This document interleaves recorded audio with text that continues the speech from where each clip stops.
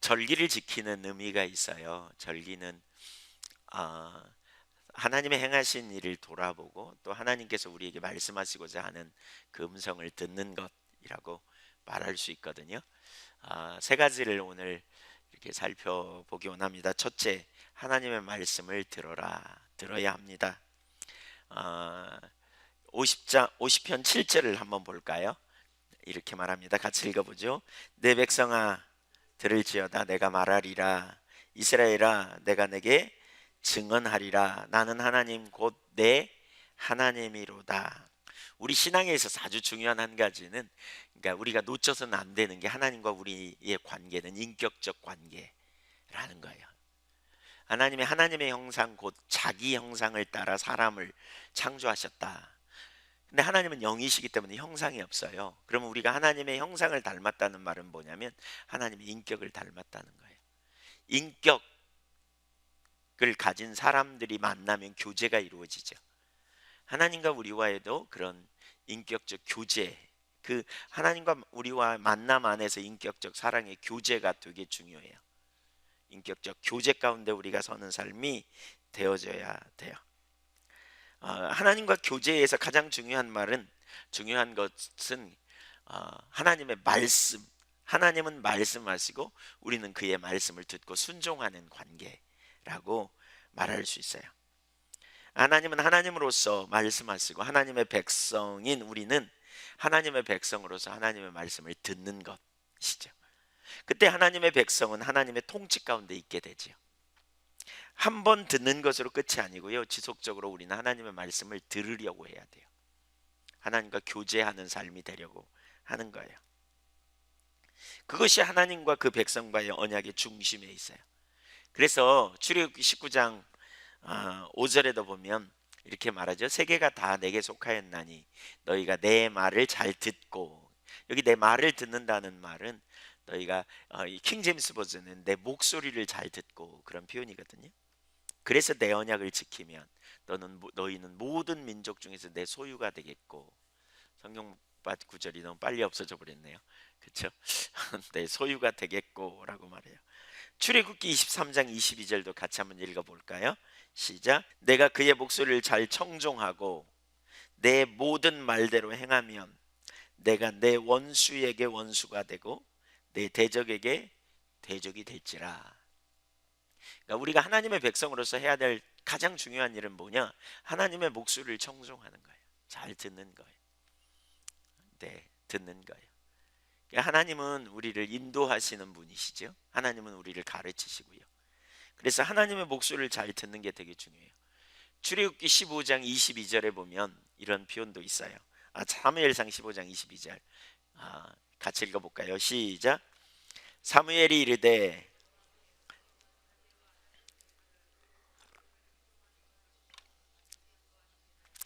순종이 제사보다 낫고 듣는 것이 순양의 기름보다 나으니. 번제나 제사보다 하나님의 목소리를 듣는 게 중요하다 그랬죠. 하나님 음성 듣는 게 참 중요해요. 하나님의 백성은 왜 들어요? 순종하려고요. 왜요? 이게 하나님의 하나님 되심을 인정하는 거죠. 하나님 되심을 인정하는 거예요.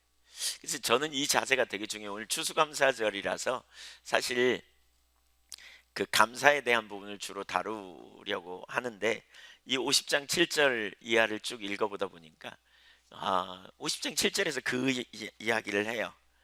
예, 인격적 관계의 핵심은 듣는 거예요. 듣는 거예요. 사랑의 관계를 말하잖아요. 하나님이 먼저 우리를 사랑하셨고 우리가 하나님 사랑하는 거. 근데 그 사랑의 관계에 중요한 게 뭐죠? 감정만이 아니죠. 사랑은 나 당신 사랑해 뭐 이런 것만이 아니죠. 사랑하면 뭐예요? 상대편을 존중히 여기는 거예요. 그 존중히 여기는 것은 뭡니까? 상대편의 말을 듣는 거죠. 듣는 거죠. 하나님의 우리가 말씀을 듣는 자세가 되게 중요해요. 하나님의 백성이 하나님의 말씀 듣는 것을 거부한다면 그것은 더 이상 하나님의 백성이 아닙니다. 모양은 하나님의 백성이지만 실제로는 하나님의 백성답게 살 수가 없어요. 시편 81편 8절에도 이렇게 말합니다. 내 백성이여 들으라. 내가 내게 증언하리라. 이스라엘이여 내게 듣기를 원하노라. 하나님 네가 내 말을 좀 들었으면 좋겠어.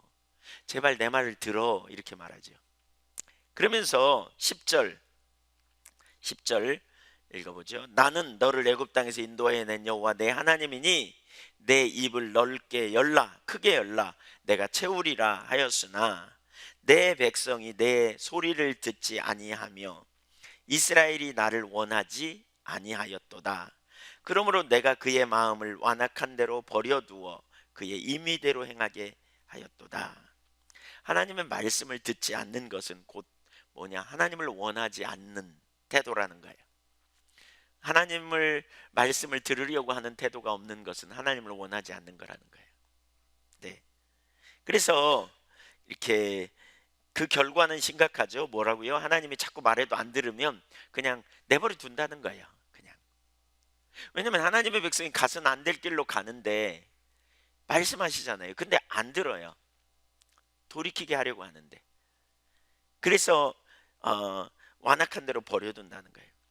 사실 하나님의 백성이 복된 이유는요, 하나님의 인도를 받기 때문에 복된 거죠.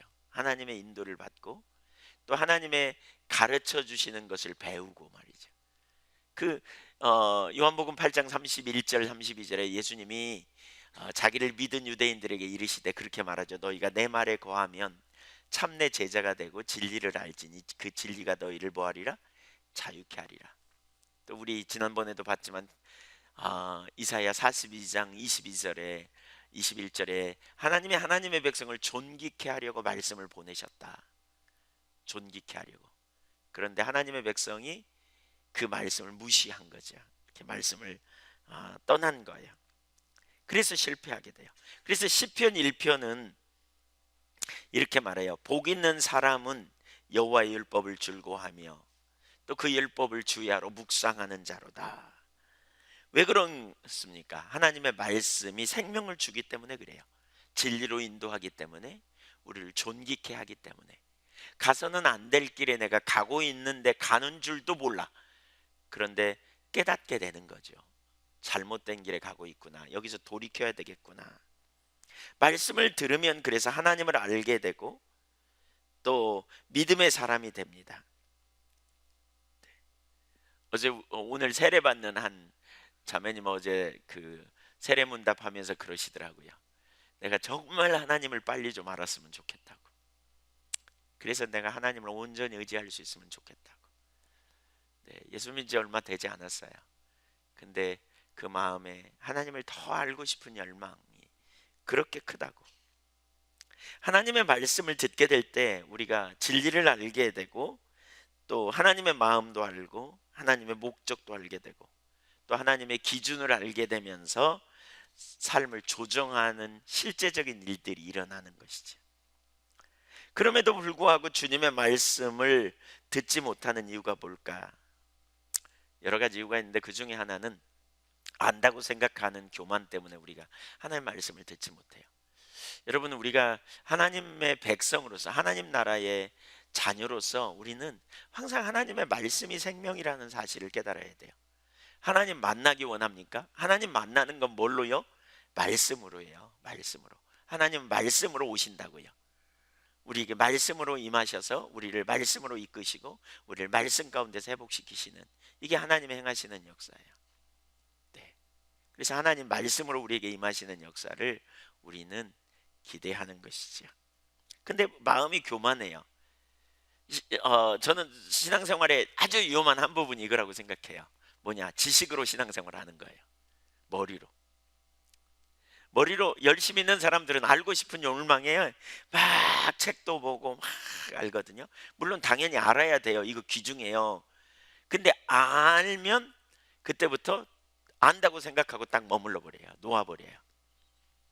근데 지식으로 아는 것과 성령의 조명은 다르거든요.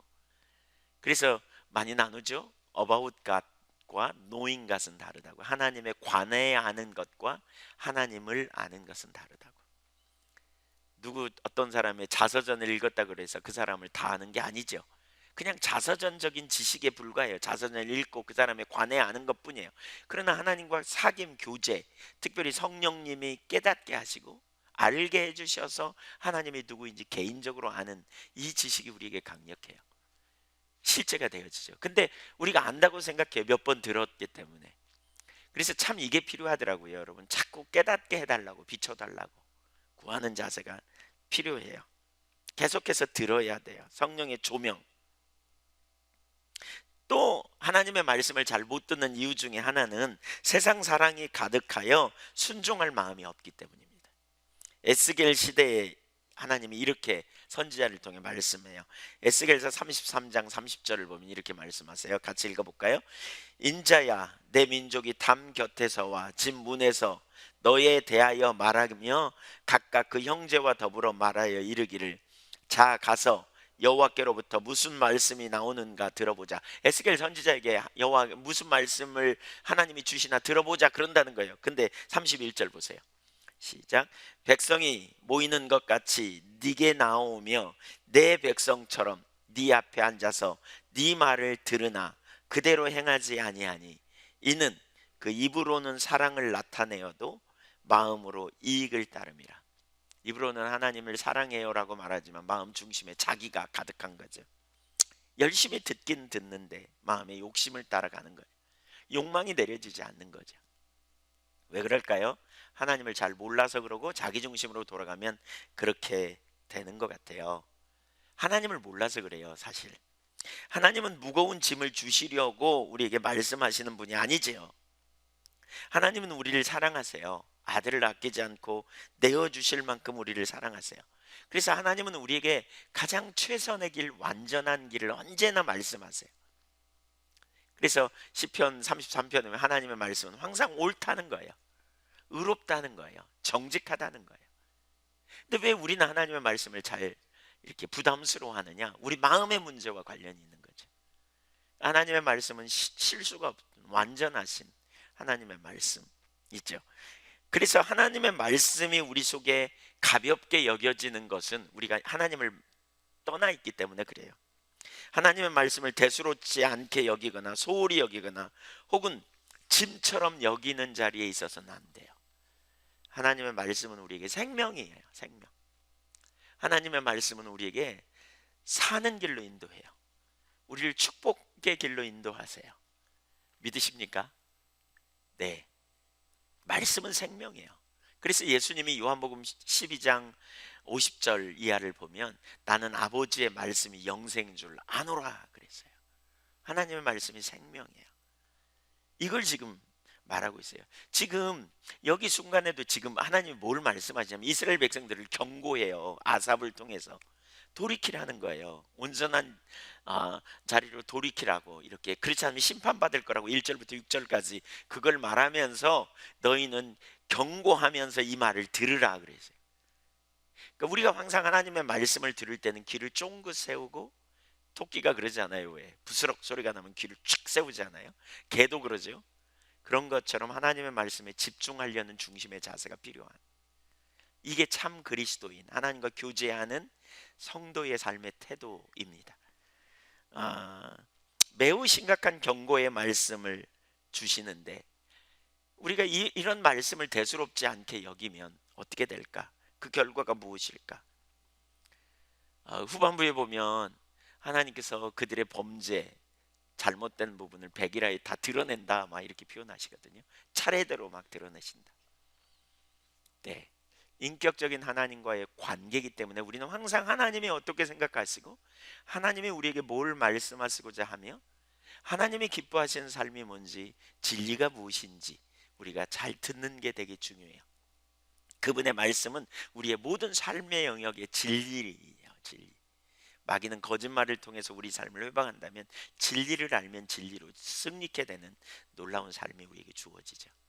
여러분, 이 아침에 하나님의 말씀을 소중히 여기시기를 축복합니다. 네, 귀를 쫑긋 세우고 들으려고 하는, 그래서 우리가 알기를 원하는, 그래서 우리가 하나님의 길을 구하는 이런 중심의 자세가 얼마나 중요한지 몰라요. 하나님의 말씀은 능력이에요. 하나님의 말씀은 실수가 없어요. 하나님의 말씀은 항상 옳아요. 네. 두 번째, 본질이 없는 의식은 하나님 앞에 아무런 의미가 없습니다. 오늘 시편 50편 여기 성경에 보니까 위에 누가 썼다 그랬어요? 누가 쓰셨어요? 누가 썼어요? 누구에 의해? 아삽. 그랬죠. 아삽의 시 그랬죠. 아삽이 누구냐면요, 예배를 잘 아는 사람이에요. 다윗이 법궤를 다윗성으로 옮길 때부터 다윗과 함께 했고요. 그리고 계속해서 하나님의 법궤 앞에서 어, 그 하나님을 찬양하는 찬양 우두머리예요. 찬양 우두머리. 예, 성가대장처럼 찬양 인도자였어요. 솔로몬이 성전을 건축한 뒤까지 회막 앞에서 하나님을 찬양하는 일을 이끌었던 우두머리예요. 누구보다도 예배를 잘 아는 그분에 의해 이 시가 쓰여졌어요. 성령의 감동으로. 그런 그가 예배의 본질이 무엇인지를 가르쳐요. 예배의 본질이 없는 예배와 예배의 본질이 뭔지 8절 읽어볼까요? 시작. 나는 내 재물 때문에 너를 책망하지 아니하리니 내 번제가 항상 내 앞에 있음이로다. 이 의미가 뭐예요?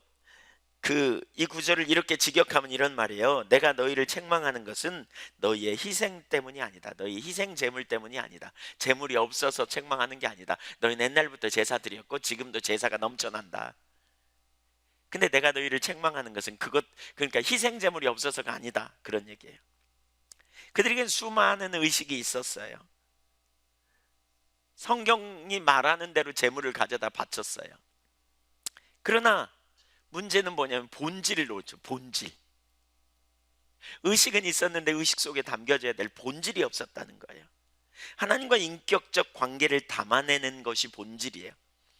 의식은 본질이 있어야 돼요. 하나님이 왜 의식을 원하시냐면 의식을 통해 본질이 담겨 있어야 돼요. 본질이 없는 의식은 아무런 의미가 없는 거죠. 예를 들면 두 사람이 결혼할 때 결혼식은 의식이죠. 그 결혼식의 본질은 뭐예요? 사랑과 헌신과 순결이죠. 서로 헌신하는 거죠. 서로의 삶을 드리는 그런 이 본질이 없어. 근데 예를 들면 결혼식을 화려하게 하는데 마음속에 다른 사람이 있어요. 마지못해 결혼해요. 엄청난 화려한 결혼식인데 그럼 그 결혼이 무슨 의미가 있겠어요? 의미가 없단 말이에요.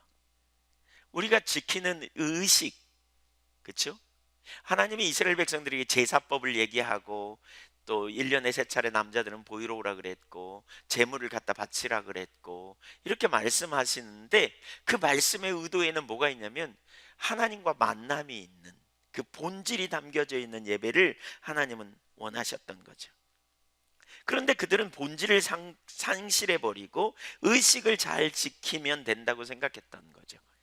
그래서 의식을 잘 지키고 있기 때문에 자기들의 신앙은 아무 문제가 없다고 여겼어요. 그러나 하나님께서 그 제물에는 관심이 없으시다고 지금 심지어 뭐라 그러냐, 필요하지도 않다고 이렇게 말하죠. 왜냐하면 모든 게 다 하나님 거라고. 9절 이하를 읽어볼까요? 9절 이하 13절까지 쭉 읽죠. 시작. 내가 내 집에서 숫소나 내 우리에서 순염소를 가져가지 아니하리니 이는 삶의 짐승들과 무산의 가축이 다 내 것이며 산의 모든 새들도 내가 아는 것이며 들의 짐승도 다 내 것이미로다. 내가 가령 줄여도 내게 이르지 아니할 것은 세계와 거기에 충만한 것이 다 내 것이미로다. 내가 숫소의 고기를 먹으며 염소의 피를 마시겠느냐? 마셔야 드셔요, 안 드셔요? 안 드세요. 주님은 안 드세요. 설령 줄일지라도 그랬는데 주님이 줄일 일이 있어요? 하나님이? 아니에요. 이 구절을 보면서 이거 한 가지 생각나세요? 우리 하나님은, 우리 아버지는 엄청 부자다. 엄청 부자예요. 그렇죠? 부족함이 없는 거죠. 모든 영역에서, 모든 부분에서. 제가 대전에 집회 가가지고 우리 아버지는 참 부자라고 산도 많고 소도 많고 아주 부자시라고 그랬더니 어떤 분이 옆에서 그러시는 거 있죠. 연세 많으신 분이 우리 아버지랑 똑같네. 네, 우리 아버지는 그런 분이세요. 우리 하나님이 누구이신가? 미국에서 어떤 분이 목회를 하는데 이게 자꾸 어떤 한 분이 와가지고 이렇게 그러면 사람들이 싫어한다고, 그게 무슨 뜻이냐고 물어봤더니 목사님이 사례비를 못 받고 굶을 수도 있다는 뜻이라고 그랬더니, 우리 아버지는 소도 많고 우리 아버지는 산도 많고 우리 아버지는 밭도 많다고 그랬더니 그 아버지가 재벌이냐고, 아니라고 하나님이라고 그러셨다고. 네, 우리 하나님이 어떤 분인가? 그러니까 하나님이 돈이 없어서 돈을 바치라고 하는가? 하나님이 없어 먹을 것이 없어서 먹을 것을 바치라고 하는가? 아니라는 거예요. 아니라는 거예요. 의식은 본질을 담기 위한 수단이에요. 근데 본질이 없는 의식을 갖다 바치면서 자기들은 잘하고 있다고 생각하는 걸 지금 말해요. 오늘 이렇게 생각하는 사람들 적지 않아요. 신앙생활을 뭘 잘하면 된다고 생각해요? 교회에 나오면 된다고 생각해요. 예배당에 와서 교인의 의무를 잘 지키면 된다고 생각해요. 그거 잘하니까 믿음 좋다고 생각해요.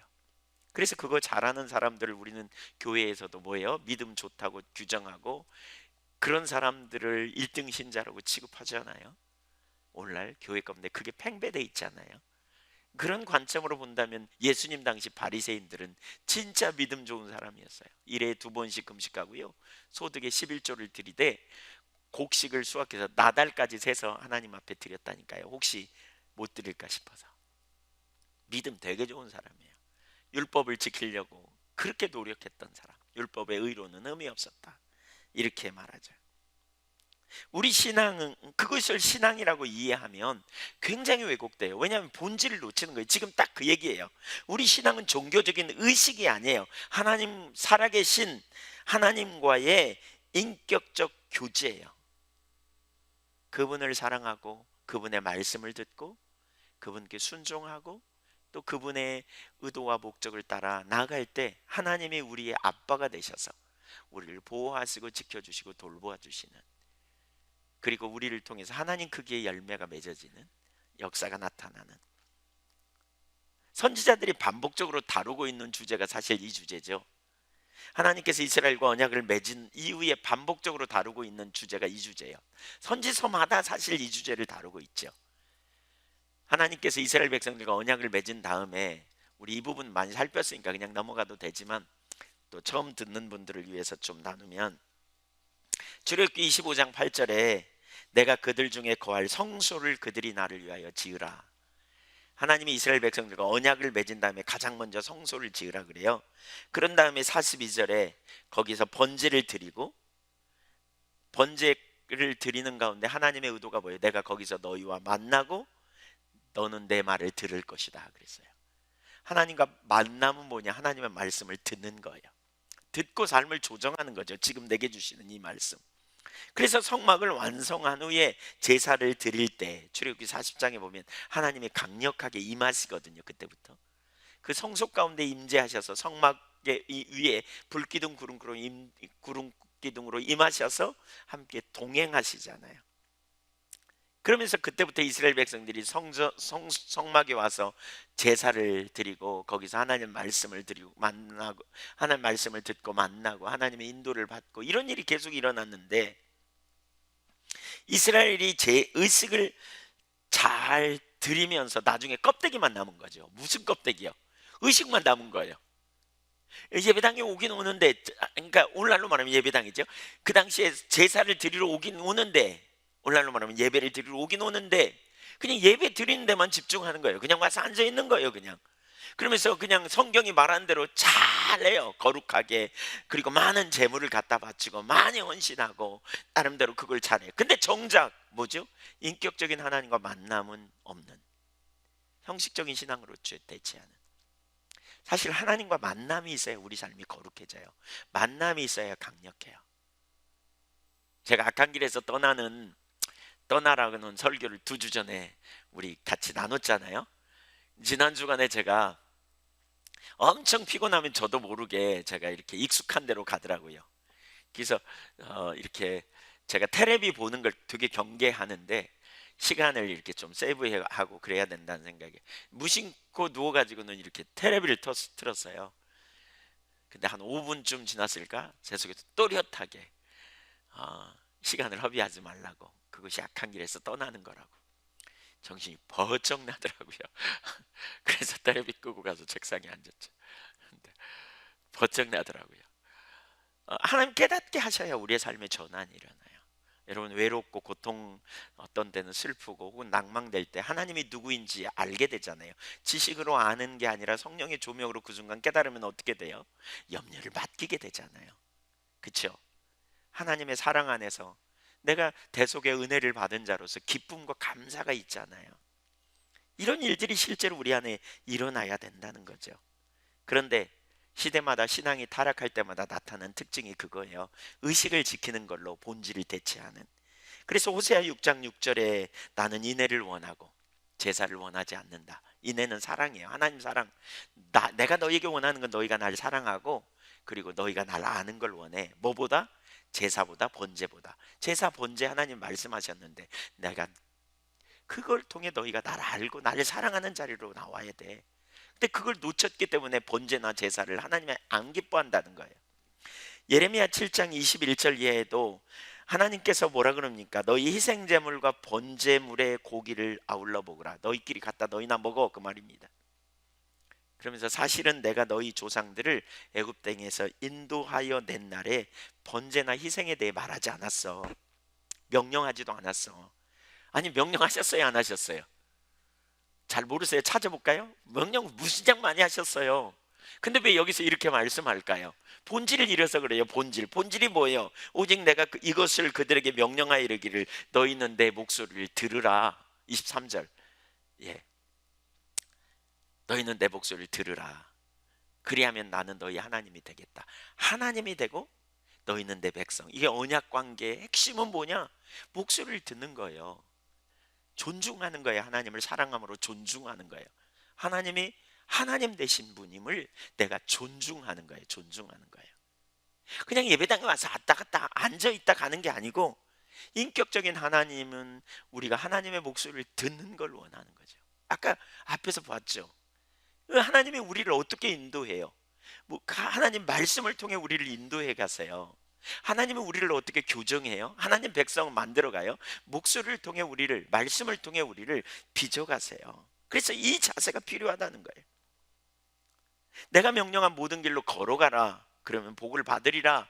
근데 그렇게 안 했다는 거예요. 그러니까 번제물 갖다 너희끼리 갖다 너희나 먹어, 가져오지 마, 그런 얘기예요. 제사를 하나님이 원하세요. 의식을 원하세요. 근데 왜 이렇게 말해요? 안 들으니까. 의식은 지키는데 본질이 없으니까. 그래서 능력을 상실해요. 사실 여러분, 본질과 의식의 문제는 정말 중요해요. 참신앙이 무너지는 가장 주된 이유 중에 하나가 여기 있어요.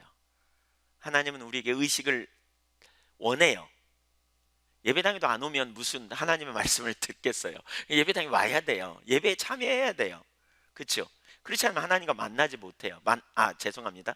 개인적으로 교회에서 가정에서 기도해도 우리는 어디서나 하나님을 찾을 수 있어요. 그러나 하나님의 임재가 있는 장소에 함께 하는 게 되게 중요해요. 지난 주간에 우리 자매 중에 한 자매가 좀 우울증이 있어가지고, 이렇게 교회 나온 지 얼마 안 된 자매님이 우울증이 있어가지고 이렇게 교회를 잘 못 나와서 제가 전화했어요. 통화했어요. 잘 통화도 안 하는데 제 전화는 받아가지고 이렇게 통화했어요. 그래서 제가 그렇게 나눴어요. 말씀의 진리 안에 서야 승리가 있다고, 임재가 있는 곳에 나와야 된다고. 그랬더니 금요 철야에 나왔더라고요. 자기가 혼자 운전하고 온 게 거의 기적일 만큼 그렇게 왔어요. 근데 이제 올 수 있겠대요.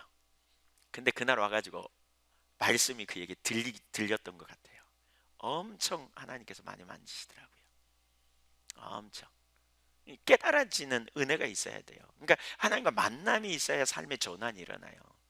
진리가 뭔지 옆에서 아무리 말해줘도 못 들어요. 성령의 조명이 있어야 돼요. 비춰주셔야 돼요. 의식도 중요해요. 그래서 현장에 어떤 하나님과 만남이 있는 현장에 우리가 참여하는 게 되게 중요해요.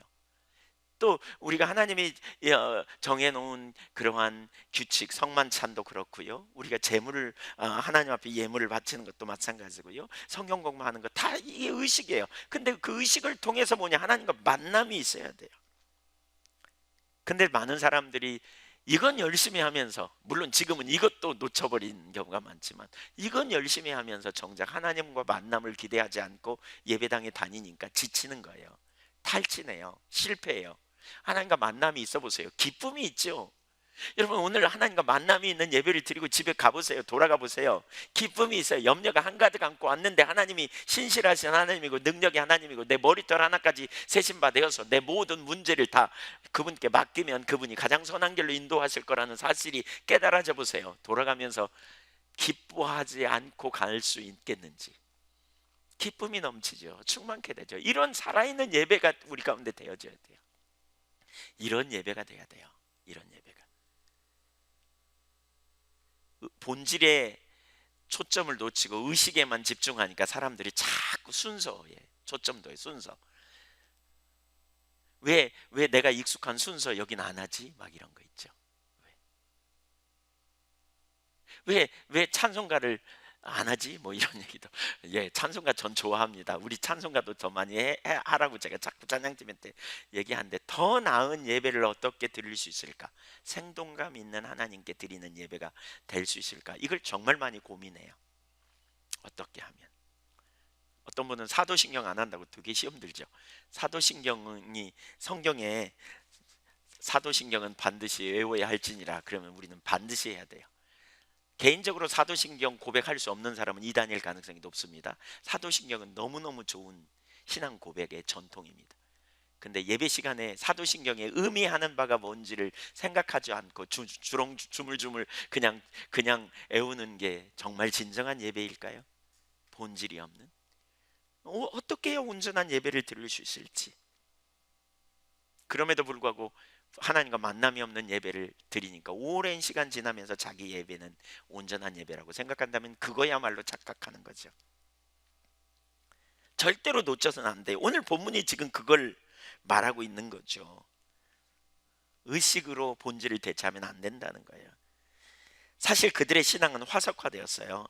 그런 시대는 하나님을 떠난 시대예요. 그래서 22절을 한번 보실래요? 22절, 50장 22절 서론의 그 초반에 이렇게 말합니다. 앞부분에 하나님을 잊어버린 너희여. 그들은 뭐 했다고요? 누구를 잊어버렸다고요? 하나님 잊어버렸대요. 하나님 잊어버렸어요. 수많은 의식은 있는데 정작 인격체 대신 하나님은 잊어버렸어요. 하나님 잊어버렸어요. 그렇게 되면 당연히 그들의 삶은 죄 가운데 있게 돼 있어요. 여러분, 하나님 잊어버리면요, 의식이 아무리 많아도 하나님 잊어버리면 죄를 이길 능력이 없어요. 우리 본능은 기본적으로 죄가 밑바탕에 죄의 유혹이 깔려 있기 때문에 기본적으로 우리가 죄를 저지르는 자리로 가요. 본질이 없는 신앙은 죄를 이길 능력이 없어요. 그래서 16절을 보면 입술로만 율법과 언약을 말하는 자들을 강력하게 책망하거든요. 입술로만 언약을 말하는, 율법을 말하는. 근데 그 삶은요, 17절 이하를 볼까요? 내가 교훈을 미워하고 내 말을 내 뒤로 던지며. 무시한다는 거예요. 요즘 애들 말로 개무시한다는 거예요. 하나님 말씀 들어도 다 무시해버린다는 거예요. 자기 생각 자기 뜻대로. 그 다음에 보세요, 18절 무서운 얘기입니다. 도둑을 본즉 그와 연합하고 간음하는 자들과 동료가 되며 내 입을 악에서 내어주고 내 혀로 거짓을 말하며 꾸미며 앉아서 내 형제를 공박하며 내 어머니의 아들을 비방하는도다. 네가 이 일을 행하여도 내가 잠잠하였더니 내가 나를 너와 같은 줄로 생각하는도다. 하나님을 대수롭지 않게 여기는 거예요. 무시하는 거예요, 하나님을. 그러나 내가 너를 책망하여 내 죄를 내 눈앞에 낱낱이 드러내리라 하시는도다. 매우 심각해요. 여러분, 본질이 없는 의식에 머무르기 때문에 죄를 이길 수 없고요, 생기가 없어요. 기쁨이 없어요. 우리가 신앙생활하면서 하나님과 만남이 있을 때 기쁨이 있죠. 감사가 있죠. 우리 희원이, 오늘 세례받는 희원이가 지난번에 이제 기도해 주러 제가 시험 보기 전에 기도해 주려고 이렇게 했는데, 여기 수험생 또 다른 부모가 있으실 수도 있는데, 하여튼 희원이가 좀 공부를 늦게 했어요. 다른 일 한다고 이렇게, 아니 다른 쪽으로 이렇게 좀 하려고 하다가 공부를 좀 늦게 시작했어요. 그래가지고 제가 어떤 과를 택해야 될지 그거 갖고 1년 동안 기도했대요. 근데 아무런 응답도 없다가 일주일 전에, 시험 보기 일주일 전에 주님이 그렇게 자기에게 기도 응답을 주셨다는 거예요. 그게 뭐냐? 하나님이 그러셨대. 내가 너의 꿈이 되면 안 되겠냐? 이러시. 내가 너의 꿈이 되기를 원한다. 이런. 그래서 제가 엄청 그랬죠. 야, 너 이거냐 이거냐가 아니라 하나님이 너의 네가 하나님 영광을 위해 살라고 너 초청하셨다. 야, 너 하나님 영광을 위해 살겠다고 고백하고 집중적으로 하나님 자신을 구해라. 근데 이번에 어제 만났어요. 시험 잘 봤냐는 말 물어보기 어렵잖아요. 근데 이제 어제 입교 오늘 하는데 물어봤어요. 제가 너 시험 잘 봤냐 이렇게 물어봤더니 네 그러면서 얼굴이 확 펴졌어요.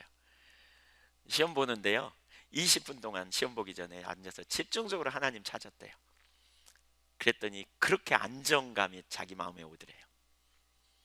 너무나 평안히. 그래가지고 시험을 봤는데 잘 봤어요. 모의고사 이렇게 계속 봤잖아요. 고3 때 그 성적보다 훨씬 잘 나왔대요. 그러면 성공한 거 아니겠어요? 네. 남일이라 별로 안 좋아하시네요. 엄마만 그냥 웃고 이렇게. 네. 너무 신나는 일이죠. 네. 좀 옆으로 갔나요? 세 번째, 감사가 예배의 본질입니다. 감사로 드리는 예배가 신앙의 본질입니다. 오늘 시 50편은 하나님이 심판하시겠다고 말씀하시는 거잖아요. 하나님이 원하는 제사가 아니었기 때문에 수많은 제사와 제물이 있었다 그랬어요. 부족하지 않았어요. 8절에 말했죠. 그렇다면 뭐가 문제예요? 본질이 없는 거죠. 그러면서 본질이 있는 예배, 본질을 회복하는 것에 대해서 말해요. 근데 여기서 말하는 본질은 뭐냐? 세 가지를 우리에게 가르쳐요. 본질이 있는 예배, 아삽을 통해 하나님이 주시는 메시지에는 세 가지예요. 첫째는 뭐냐면 감사로 하나님께 제사를 드리라는 거예요. 14절 같이 읽어보죠. 14절 15절 같이 한번 읽죠. 시작. 감사로 하나님께 제사를 드리며 지존하신 이에게 내 소원을 갚으며 환난 날에 나를 부르라. 내가 너를 건지리니 내가 나를 영화롭게 하리라. 세 가지를 말해요. 첫째 뭐냐? 감사로 하나님께 제사를 드리라.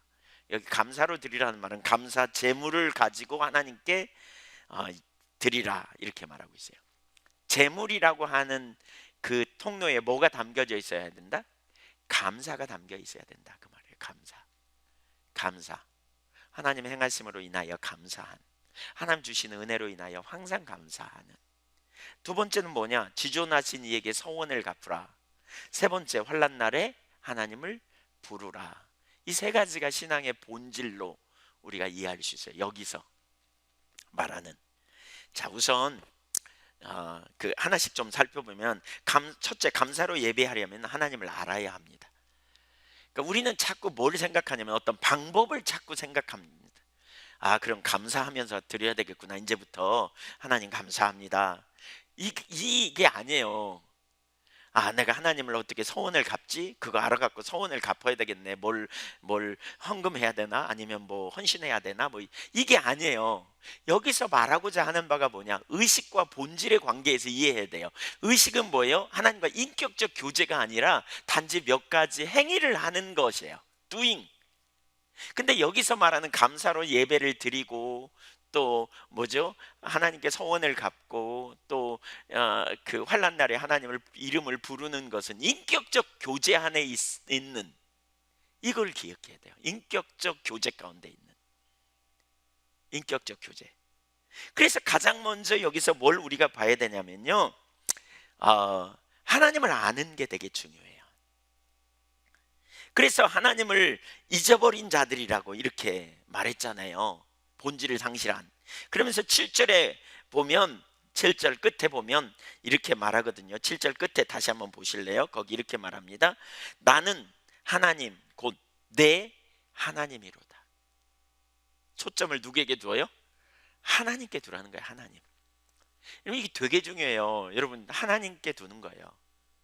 우리의 시작은 하나님으로부터예요. 우리가 여기까지 온 건 하나님으로부터예요. 그분의 은혜로 온 거예요. 우리 죄인이었고요, 소망이 없는데 우리를 구원하신 분이 하나님이시고요, 그분의 은혜로 우리를 구원해 놓으시고 우리에게 생명을 주셨음을 우리가 기억해야 돼요. 하나님이세요. 하나님을 알지 못하면 감사로 제사하는 것도, 하나님께 서원을 갚는 것도, 환난 날에 하나님을 부르는 것도 불가능해요. 무거운 짐으로만 느껴질 수 있어요. 또 다른 방법이에요. 우리 신앙은 doing, 행위가 아니라 그랬죠. 우리 신앙은 하나님과 사랑의 관계라 그랬어요. 그 관점에서 이해해야 돼요. 하나님을 알아야 돼요. 하나님 만나는 것은, 안다는 것은 이론으로 아는 게 아니라 친밀한 교제로 아는 것이라 그랬어요. 인격적 관계. 나를 먼저 사랑하시고 나에게 사랑하라고 하신 그 하나님을 내가 개인적으로 아는 거예요. 하나님이 누구이십니까? 우리가 이 세상에서 태어나기 전부터 하나님은 선하신 분입니다.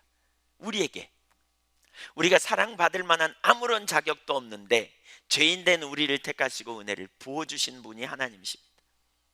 시편 106편 1절 보세요. 할렐루야, 여호와께 감사하라. 그는 선하시며 그 인자하심이 영원함이로다. 하나님께 감사할 이유가 뭐예요? 그분은 선하세요. 인자하심이, 사랑하심이 영원해요. 우리를 향하신 하나님의 사랑이죠. 죄인된 우리를 구원하기 위해 사랑하는 독생자를 아끼지 아니하시고 내어주신 그 사랑의 하나님, 그 하나님이 나에게 아빠가 되어주시기를 원하시고, 우리는 그 하나님을 성령의 조명으로 아는 거죠. 하나님으로부터 내가 여기까지 온 거예요. 나의 나담은 하나님이에요. 우리의 유업은 어디예요? 하늘나라예요. 우리는. 어제 누가 그런 질문을 한대요. 주변 사람들이. 마음 약한 사람이나 교회 다니지. 네. 이어령 교수님이 그런 표현을 하더라고요. 그분이 이렇게 신앙생활 함으로 말미암아 어떤 그 학자들은, 어떤 사람들은 이어령 교수가 붓을 꺾어버렸다 막 이렇게 표현했거든요. 학자적인 붓을 꺾어버렸다. 그러니까 이제 모더니즘, 포스트 모더니즘에서 다원주의적인, 그래서 논리를 가지고 이성을 가지고 생각하는. 근데 그분이 그런 표현을 해요. 그래서 그런 비난도 받는데 뭐라 그러냐면, 왜 자기가 그런 비난을 받아도 괜찮대요. 왜냐하면 자기도 과거에는 그랬다는 거예요. 근데 하나님 몰랐으니까, 하나님이 안 계신다고 생각하니까 그렇게 생각할 수밖에 없다는 거예요. 근데 하나님 살아계심을 알았기 때문에 괜찮다는 거예요. 모르는 것과 아는 사람의 차이를, 난 알기 때문에 그렇게 간다는 거죠. 난 알기 때문에 그렇게 산다는 거예요. 여러분, 우리가 하나님을 알기 때문에 우리가 하나님을 의지하고 가는 것이지요. 네, 나를 먼저 사랑하시고 나를 구원하신 그 하나님. 환경을 보면서 하나님께 감사할 일이 있는가 없는가 이렇게 찾으면 절대 감사 못합니다. 감사할 수 있겠죠. 우리 희원이가 시험 잘 맞았어, 감사합니다, 이렇게 할 수 있겠죠. 이 시험 죽순 사람은요, 그러면 오늘 추수감사절 망쳐, 나 감사 못해, 이렇게 나오겠죠. 사실은 어디로 가야 돼요? 하나님은 선하시다는 거예요. 선하시다는 거예요. 그분이 시작하셨어요. 우리 속에 착한 일을 시작하셨어요. 벌레만도 못한, 정말 의롭지 못한 우리를 먼저 택하시고 사랑하신 그리고 나를 위해 아들을 아끼지 않으신 하나님의 대속의 은혜와 사랑을 생각해야 우리가 진정으로 감사할 수 있는 거죠. 감사로 예배하는 것은 그래서 믿음과 관련이 있습니다. 믿음이 없이는 감사할 수 없어요. 데살로니가전서 5장에 보면 항상 기뻐하라, 쉬지 말고 기도하라, 범사에 감사하라, 모든 일에 감사하라, 이것이 하나님의 뜻이다 그랬어요. 모든 일에 우리가 감사할 수 있는 비결이 뭐예요? 환경 때문이라면 불가능해요. 하나님을 보아야 가능해요. 하나님께 우리 초점을 두어야 가능해요. 하나님이 이루신 일을 알아야 가능해요. 십자가에서 나를 위해 구원의 은총을 베푸신 주님의 그 사랑을 알아야 가능해요. 때로 우리가 하나님께 감사하기 어려운 때가 있죠. 원망과 불평이 나오는. 성경에 보니까 왜 그런가 보니까 이런 거예요. 중요한 부분인데 잘 들어보세요. 제가 그 지난 주간에 신학교에 가서 강의했잖아요. 감신에 가서 대학원 강의하면서 이런 걸 느꼈어요. 우리의 사역이 뭐냐면, 성경이 말하는 사역이 뭐냐면, 하나님이 주도권을 잡고 하나님의 일을 이루시잖아요. 그러니까 성경에서 하나님이 쓰셨던 모든 종들은 자기가 내가 주님을 위해 이 일을 해야지라고 계획해서 하는 게 아니고, 하나님의 계획을 세우고 하나님의 백성에게 하나님의 목적을 보이면 하나님의 백성이 그 하나님의 목적을 깨달을 때 이걸 비전이라 그래요. 그리고 그 비전에 대가를 지불하고 희생하며 권리를 포기하여 하나님의 일에 자신의 삶을 드리는 거죠. 이게 뭐예요? 이게 이제 동역자고 이게 종이에요. 하나님의 목적에 내 삶을 드려 헌신하는 거죠. 권리를 포기하고 그냥 평안할 권리를 포기하고 아버지의 목적에 헌신하는, 이게 목회자다, 이게 종이다. 이제 제가 이렇게 설명하면서, 그러면 이제 이 일이 성취되는, 거기까지는 다 공감해요. 근데 이 일이 성취되려면 누가 역사하셔야 돼요? 하나님이 하나님의 방법과 하나님의 능력으로 앞서가셔야 돼요. 그리고 하나님은 하나님의 때에 움직이세요. 근데 문제는 뭐냐면 인간이 그 일을 따라가는 데 있어서 대부분의 사람들이 혼돈하는 게 여기 있더라고요. 목회자들이나 뭐 많은 사람들이 하나님이 약속하셔서 삶을 조정하고 갔는데 하나님 안 해, 속히. 그러니까 뭐예요? 조급해요. 여기서 이걸 고려 못해. 하나님은 부르시고 세우시기까지의 시간, 하나님은 우리에게 약속하시고, 똑같아요. 우리 모두에게도 약속을 주시고 그 약속이 성취되기까지 시간을 고려하지 못해요, 많은 사람들이. 그 기간 동안 하나님이 빚으시고 그 기간 동안 우리는 하나님께 신실하게 의지하고 나가야 되거든요. 하나님이 이스라엘 백성들 인도할 때도 가나안으로 인도하시겠다 그랬어요. 그럼 이스라엘 백성들은 금방이라고 생각했어요. 근데 하나님은 그 시간을 상당히 두셨어요. 어디로 인도해요? 광야로 인도하셨어요. 그러니까 이제 혼돈이 되는 거예요. 그러니까 여러분, 우리가 주님 따라가면서 반드시 기억해야 될 중요한 사실이 있어요. 그게 뭐냐면 주님 따라가면서 시간을 고려해야 돼요. 하나님이 약속을 주셨는데 그 약속이 성취되기까지는 시간이 걸려요. 시간이. 누구 시간에? 하나님의 시간에. 그때 우리가 뭐예요? 그때 우리에게 필요한 게 뭐예요? 믿음이에요. 믿음. 그때 우리가 해서는 안 될 게 뭐예요? 원망하고 불평하는 거, 인본주의. 왜? 조급하거든요. 왜 안 돼? 빨리 안 되네. 해봐도 안 되네. 그러다가 많은 사람들이 빚어지기는커녕 망가져 버리더라고요. 조급하니까. 불평이 생기고 원망이 생기고, 에이 하나님 예수 믿어도 뭐 되는 것도 없네, 막 그러면서 떠나는 사람들이 적지 않아요. 하나님은 신실하세요. 하나님은 하나님의 때에 역사하세요. 우리가 그 조급함을 내리고 하나님을 믿음으로 의지하여 신뢰하고 서야 가능해요. 왜 우리가 감사 못하냐면요, 많은 경우에 감사의 반대는 원망하고 불평하는 이런 것이라고 할 수 있다면, 왜 감사 못하냐면 하나님을 신뢰하지 못해서 그래요. 그 주된 이유 중에 하나는 그거거든요. 약속하시고 약속이 속히 안 이루어지는 거예요. 그러나 하나님은 뭐예요? 반드시 약속을 이루시는 신실하신 분이에요. 그래서 레위기 19장인가요? 거기 보면 하나님은 인간이 아니시니 시건치 않으시고 그 말씀하신 바를 실행하지 않지 않으신다. 그러니까 후회하지 않으신다, 이런 표현이 있어요. 하나님이 말씀하신 대로 반드시 이루시는 분, 신실하신 하나님이죠. 하나님은 완전하신 분이세요. 그분은 실수하지 않으세요. 우리가 조급해서 문제예요. 그래서 하박국 2장 3절에도 뭐라 그랬어요? 비록 더딜지라도 기다리라, 정령 이루리라. 오직 의인은 뭘로 살리라? 믿음으로 말미암아 살리라. 누굴 믿어요? 하나님 믿어요. 그분이 우리 속에 착한 일을 시작하셨다면 그분의 때, 그분의 방법으로, 그분의 능력으로 반드시 역사하세요. 아멘. 그래서 광야에 갔을 때 이스라엘 백성들은 망가졌잖아요. 망가졌어요. 우리가 하나님과 친밀한 교제 가운데 있어야 될 이유가 여기 있어요. 반면에 다윗은 어떻습니까? 똑같은 광야를 경험했던 다윗, 그가 원망하고 불평할 일이 없어서 안 한 게 아닙니다. 그는 사울에게 억울하게 쫓겨다닌 정말 많은 고통이 있었습니다. 그러나 원망하지 않고 오히려 감사했어요. 시편 57편 9절을 보면, 주여 내가 만민 중에서 주께 감사하오며 문 나라 중에서 주를 찬송하리이다. 어떤 상황 속에서도 하나님의 사랑을 믿었고 신실하신 분을 믿었어요. 그래서 그는 하나님께 초점을 둔 거예요. 여러분, 이게 우리가 감사할 수 있는 이유예요. 하나님을 아는 거예요.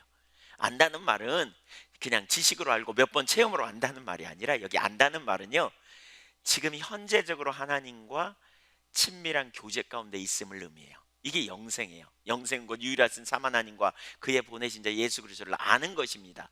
한 번 알고 잊어버렸다, 한 번 알고 잊어버렸다, 이게 아니에요. 무슨 얘기인지 아시죠? 하나님과 나는 관계가 있어. 나는 하나님이 나의 아빠고 나는 그의 자녀야. 언제나 친밀한 관계예요. 이게 아는 거예요. 여기서 하나님을 안다는 말은 그런 의미예요. 한 번 알았다. 체험으로 한 번 알았다. 옛날 기도응답 한 번 알았다. 귀해요. 잘하셨어요. 근데 그러면서 지금 현재적인 관계는 끊어진 게 아니고 그냥 하나님을 내가 아는 거예요. 난 하나님과 언제든지 내가 가는 거죠. 여러분, 언제든지 난 전화하면 내 전화 받는 관계, 뭐 이런 거죠. 이런 관계 있잖아요. 왜 나만 알아, 그 사람 모르고. 이거 아니죠? 그 사람도 나도 알긴 알아. 근데 서먹서먹해서 내가 못해. 그게 아니에요. 하나님 안다는 말은 뭐냐? 나도 그분을 알고 그분도 나를 알아요. 내가 언제든지 전화하면 받을 수 있는 관계처럼, 내가 언제든지 찾아가면 문을 열어주고 대화할 수 있는 이런 관계처럼, 이게 하나님 안다는 말이에요. 우리가 하나님을 그렇게 아는 이 교제를 말해요. 이 교제. 예. 그래서 다윗은 그렇게 하나님을 찾았던 이유가 거기 있어요.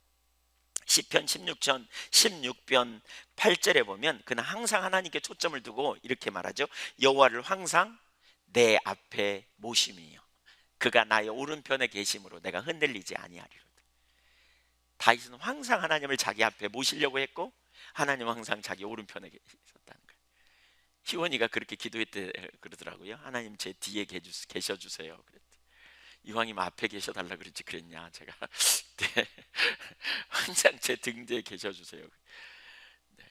하나님을 항상 자기 앞에 초점을 주님께 두는 거죠. 이게 하나님 아는 거예요. 그러니까 이러면 뭐예요? 우리가 불평 안 해요. 왜? 원망 안 해요. 왜? 지금 어려움이 있지만, 지금 위기가 있지만, 지금 혼돈이 있지만 하나님이 나를 완전한 길로 인도할 걸 신뢰하고요. 그렇죠? 네. 나를 구원하신 하나님이 내 삶에 가장 좋은 길로 인도할 걸 하기 때문에 그러는 거예요. 바로 이 삶이 필요해요. 이 삶이. 그때 우리는 감사할 수 있어요. 뭘 보고요? 주님 바라보고요. 환경이요? 아니요. 주님 때문에요. 주님 때문에. 두 번째, 하나님 앞에 서원을 갚아야 된다, 이렇게 거기 표현하고 있죠. 저는 이 단어가 그렇게 오늘 아침에까지 제 마음을 이렇게 때리더라고요. 여러분 한번 보십시오. 거기 14절 후반부에 보면 하나님께 서원을 갚으며 이렇게 말하고 있지 않고 지존하신 이에게 내 서원을 갚으며 그랬어요. 우선 서원을 갚는다는 말, 네데르라는 말은 구두로 약속한 것을 갚는다, 이렇게 구두로 약속한 것이에요. 무슨 얘기냐면, 서원 한 분 손 들어보세요. 서원이 뭔지 잘 몰라. 그래서 한두 분 말아. 이게 뭐냐면, 서원이 뭐냐면요, 결단한 거예요. 결단. 제가 알기로는 지난주에도 결단하고 막 그 전주에도 결단 많이 했잖아요. 결단한 거 갚으라는 거예요. 결단한 거. 입술로 말하고 잊어버리고 이러지 말라는 거죠. 하나님 앞에 결단한 걸 갚으라는 거예요. 그러면서 하나님을 뭐라 그래요? 지극히 높으신 분, 지극히 거룩한 분. 우리가 하나님 사랑을 많이 얘기하다 보면 하나님은 그냥 손자가 가서 어리광 부려도 그냥 용서해 주시는, 그냥 아무렇지도 않은 이런 할아버지쯤으로 생각하거든요. 근데 하나님을 여기 누구라고 표현하냐면 지극히 거룩한 분이에요. 하나님을 존중히 여기는 것을 말하는 거죠. 하나님은 거룩이에요. 구별된 삶. 악한 길에서 떠나는 거. 왜 그게 중요해요? 실제적인 문제예요. 내가 하나님의 하나님 되심을 인정하는 거죠. 내가 주님 앞에 있는 거죠. 제가 오늘 아침에 그걸 묵상하는 가운데 이런 생각이 들더라고요. 주의 종으로서 말씀을 대언하고 서는 게 얼마나 무거운 일인지. 혹시 제 설교를 듣고 실족해서 교회를 떠난 사람이 있다면 얼마나 두려운 일인가. 이런 생각이 제 마음에 확 아침에 찾아오더라고요. 하나님의 은혜를 부어달라고, 용서해달라고, 그런 마음이 제 속에. 하나님은 거룩하신 분이에요. 여러분, 하나님은 지존하신 분이에요. 하나님은 우리하고 너무나 쉽게 이렇게 그냥 아무렇지도 않게, 우리는 그렇게 사랑으로 우리에게 오시지만, 그러나 하나님은 한편으로는 공의의 하나님, 거룩하신 분이세요. 그래서 우리가 하나님을 추구할 때 한 가지는 거룩, 구별됨. 하나님 우리를 다 아시죠. 아까 다 아신다 그러지 않아요? 근데 하나님이 침묵하시니까 모르는 것처럼 그렇게 있다는 거죠. 모르는 것처럼. 그러면 안 된다는 거예요. 그러면 21절에 보니까 다 드러내리라. 내 죄를 내 눈앞에 낱낱이 드러내리라. 나를 너와 똑같은 줄 아느냐? 이렇게 말하면서 드러내겠다는 거예요. 관념 속에 계시는 분이 아니에요. 하나님은 문자 속에 갇혀 계시는 분이 아니에요. 하나님이 실제이시고 살아계신 분이에요. 하나님은 우리의 머리털 하나까지 세심받으신 분이고요. 악한 길에서 우리는 그래서 떠나야 돼요. 존중히 여기는, 결단하는 것에 대하여 우리가 신중하게 여기는. 하나님 믿는다면 믿지 않는 자들처럼 살아서는 안 돼요. 하나님 모르는 자들처럼 살아서는 안 돼요. 하나님 모르는 자들은 다 그렇게 사는 게 당연해요. 돈이 힘이라고 생각해요. 하나님 모르는 자들은요, 어떻게든지 돈만 많이 가지고 어떻게든지 자기 목적을 성취하고 살아가면 된다고 생각해요. 그러나 우리는 하나님 아는 자들이에요. 모르는 자들처럼 살아서는 안 된다는 거예요. 남들도 다 그래 이렇게 말하면 안 돼요. 우리는. 그렇죠? 왜? 우리 거룩하신 하나님을 믿는 자들이니까. 그게 하나님의 존중. 왜 우리가 회개가 필요해요? 그렇게 다 못 사니까 회개가 필요한 거죠. 저도 사실 못 살아요. 결단해놓고 잘 못 사는 제 모습. 오늘 제가 이 구절을 묵상하는데 얼마나 제게 크게 와닿는지 모르겠더라고요. 하나님의 거룩하심이. 그래서 회개하는 거죠. 중심에. 또 겸손하게 하나님 앞에 됐다고 생각하는 거 내리는 거죠. 그래서 은혜를 구하는 거죠. 그게 하나님을 존중히 여기는 거죠. 인격적인 하나님, 살아계신 하나님. 세 번째, 하나님의 능력을 신뢰하여 간구하라고 말해요. 환난 날에 너희가 나를 부르라 그랬어요. 환난 날에 아무나 주님 부르지 않아요. 부를 수 있어요. 근데 두 가지예요. 실컷 불러놓고 염려해. 아이고 어떻게 할지 몰라 막 이러는 거죠. 제가 전에 섬기던 교회에 막 새벽에 한 분이 막 큰 소리로 막 기도하더라고요. 하나님 도와달라고, 알려달라고. 그리고 이제 나가면 우르르 나가거든요. 다 일해야 되니까. 나가면서 왜 무슨 일 있어? 저는 이제 여기 엎드려서 기도하는데, 그러니까 그러는 거예요. 아이고 우리 집 큰일 났어. 어떻게 할지 모르겠어. 우리 아들놈이 지금 직장에서 뭐 일이 생겨갖고 그렇대. 아이고. 그때 주님이 저에게 그런 말씀을 주세요. 마음을 주세요. 저게 너희의 신앙이다. 내내 믿는다고 그러면서 기도 끝나자마자 한숨 쉬고 염려하고 근심이 끊어지지 않는. 그 주의 이름을 부른다고 말할 수 있는 게 아니죠. 그냥 다 그냥 왜 스님도 어느 구덩이에 빠지면 아이고 하나님 그러더라잖아요. 그냥 부르는 거죠. 그렇게 부르는 게 아니에요. 믿음의 확신을 가지고 부르는 거예요. 나를 구원하신 하나님, 나를 살리신 하나님, 나에게 아빠가 되신 하나님. 그 하나님께 믿음의 확신을 가지고 부르는 거죠. 인격적인 하나님을 향해 나가는 거예요. 이게 본질이에요. 이게 본질. 믿음이 없이 막연하게 하는 게 아니고요. 살아계신 하나님은 나를 위해 독생자를 아끼지 않고 내놓으실 뿐만이 아니라 나에게 영원한 생명을 주시기를 기뻐하시는 하나님이시다. 그분은 능치 못함이 없는 신실하신 좋으신 아버지시다. 그 하나님을 믿음으로 의지하여 나아가는. 예수 믿어도 고난 오지요. 그런 순간에 우리를 돌봐주시는 하나님. 그러나 우리는 하나님 알고 있어요. 아빠가 되어주시는. 어떤 순간 어떤 상황이든지 상관없이 하나님 신실하세요. 우리를 사랑하시고 도우시고 함께 하시는 분. 고린도후서 4장 7절에 보면 그래서 우리가 이 보배를 질그릇에 가졌으니 이는 심히 큰 능력은 하나님께 있고 우리에게 있지 아니함을 알게 하려 함이라. 우리가 사방으로 우겨쌈을 당하여도 쌓이지 아니하고 답답한 일을 당하여도 낙심하지 아니하며. 이것이 우리가 담대할 이유죠.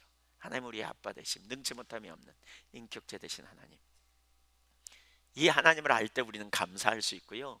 이 하나님을 알 때 우리는 하나님 앞에 우리의 삶을 결단한 대로 살려고 나아가고 또 조정하고 또 회개하고 또 하나님 앞에 우리의 삶을 전환하고 문제가 생기면 하나님의 이름을 부르고 도와달라고. 그 결과로 어떻게 해요? 하나님이 건져주신다 그랬어요. 그리고 하나님을 영화롭게 할 거다. 참 예배자는 환난 때 그 환난으로부터 자신을 구원할 자가 하나님 한 분뿐임을 신뢰하고 하나님께 의존해요.